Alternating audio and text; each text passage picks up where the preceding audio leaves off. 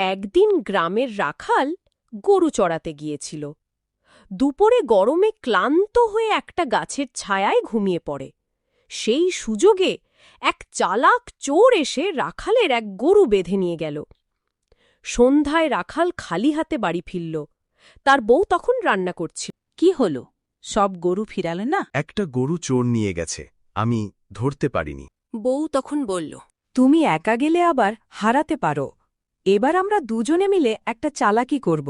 পরদিন ভোরে তারা মাঠে গেল। বউ রাখালকে বলল, তুমি গাছের আড়ালে থাকো, আমি গরুগুলো চড়াচ্ছি বলে ভান করব। ঠিক যেমনটা ভেবেছিল, চোর আবার এলো। সে বউকে একা দেখে গরু ধরতে গেল। হঠাৎই রাখাল পিছন থেকে বের হয়ে চোরকে ধরে ফেলল। চোর অনেক মিনতি করল, আমাকে ছেড়ে দাও, আর কখনো গরু চুরি করব না। রাখাল বলল, তোমার শাস্তি তো হবেই, তবে আজ আমার বউয়ের বুদ্ধির কারণে বেঁচে গেলে।